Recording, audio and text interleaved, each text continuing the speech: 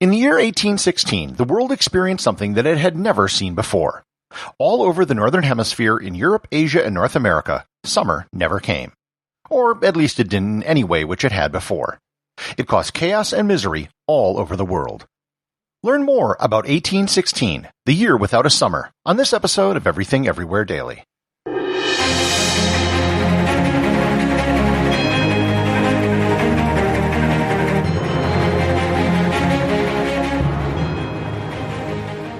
This episode is sponsored by the Travel Photography Academy. If you've listened to enough episodes of this podcast, you'll notice that I often interject places that I've visited. That's because I spent over 10 years of my life traveling around the world almost nonstop. During that time, I went from being a complete novice in photography to winning almost every major travel photography prize in North America.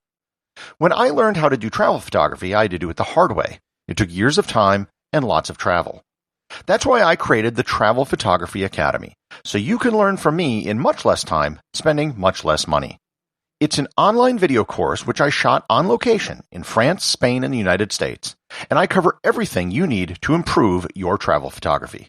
So, if you want to take your photography to the next level and get better photos on your next trip, visit travelphotographyacademy.com or click on the link in the show notes. When I say the year 1816 had no summer in the Northern Hemisphere, it obviously was summer as far as the tilt of the Earth and the length of the day goes. So if the Earth was doing its normal thing, why was this particular season in this particular year so different? It had to do with two unfortunate coincidences which happened to occur at the same time. One of them was major and one was minor. The minor event was known as the Dalton Solar Minimum. I've talked before about Milankovitch cycles and how the orbit and tilt of the Earth have several different cycles that it goes through. The other thing which has cycles is the Sun. It goes through periods of solar activity called solar maximums and solar minimums. During a solar maximum period, which we are just leaving as I'm recording this, there are more solar flares and sunspots. During a solar minimum, there's very little solar activity. These periods tend to go in 11-year cycles and can influence the Earth's climate. Higher temperatures during solar maximums and lower temperatures during solar minimums. The effect isn't huge, but it's real.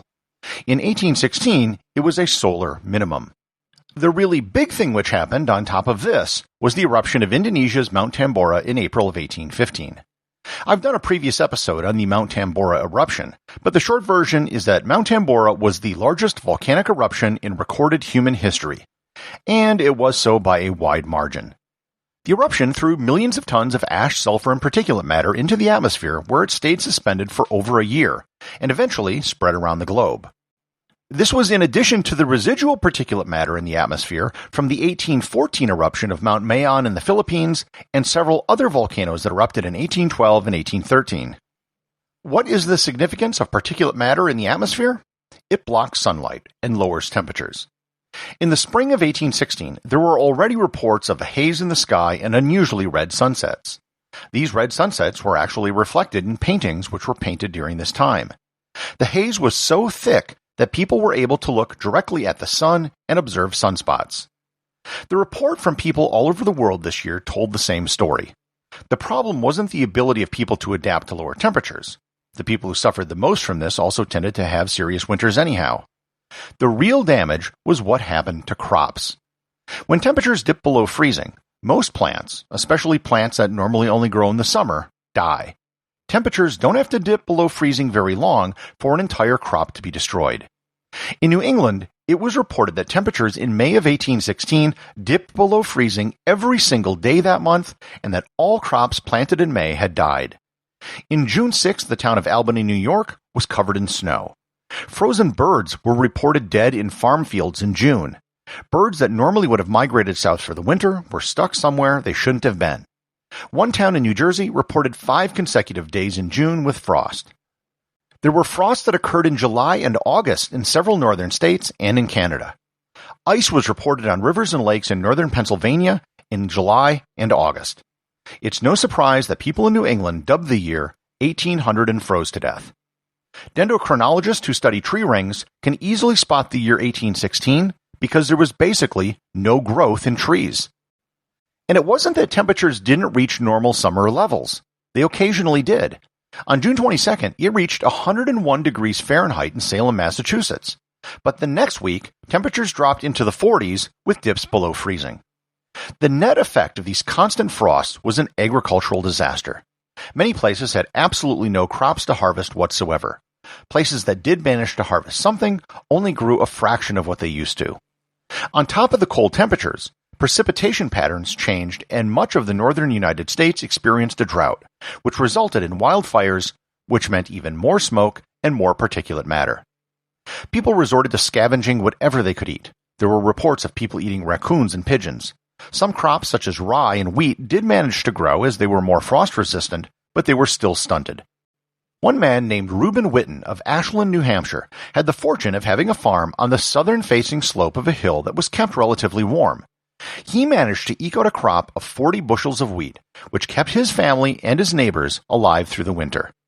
When he died in 1847, his neighbors erected a tombstone for him which documented his heroics in keeping famine at bay that summer. Food prices skyrocketed. In 1815, the price of a bushel of oats was 12 cents. In 1816, it rose to 92 cents. Moreover, food that was available in southern states couldn't easily be brought to the north because everything was still transported by horse at this time. Many people in New England abandoned their farms and began to migrate westward into what we today call the Midwest. This was one of the reasons for a mass westward expansion in the United States.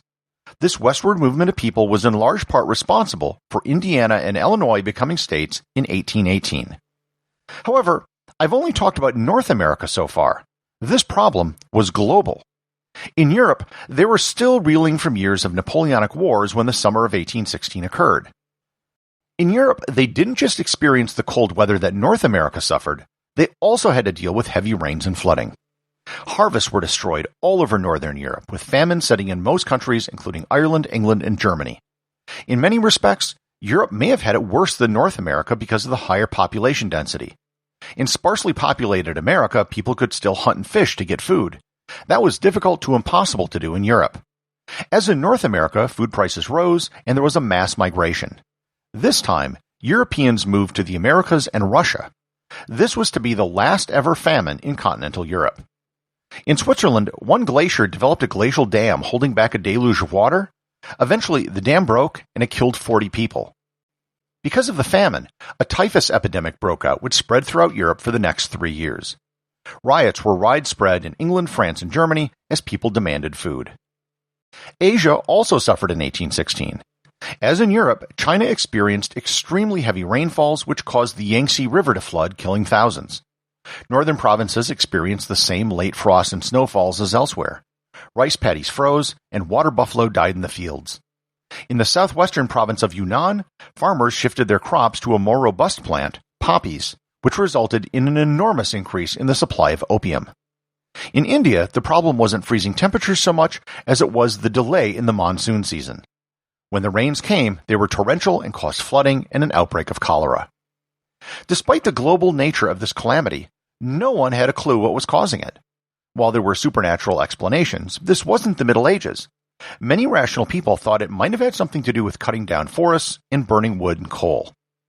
Information traveled so slowly at this time that most people had no idea that the world's largest volcanic eruption had occurred on the other side of the world.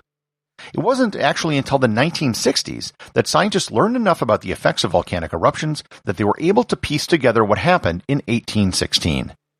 Total global temperatures on land that summer were estimated to have dropped a full 3 degrees Celsius. And that is a lot. While the eruption of Mount Tambora was the largest such event in recorded history, there have been other volcanic events with similar results, albeit not as severe. In 1991, Mount Pinatubo erupted in the Philippines, causing temperatures to drop below normal that year, and it also caused changes to precipitation patterns. Likewise, the 1883 eruption of Krakatoa caused temperatures to drop globally and also changed precipitation. However, none of these events have come anywhere close to what happened in 1816. The summer of 1816 isn't given much attention in history books, yet the conditions of that year set off a series of events that shaped the 19th century and that we still live with today. The associate producer of Everything Everywhere Daily is Thor Thompson. If you'd like to support the show, please donate over at patreon.com. There is content only available to supporters merchandise, and even opportunities for a show producer credit. If you know someone you think would enjoy the show, please share it with them. Also remember, if you leave a 5-star review, I'll read your review on the show.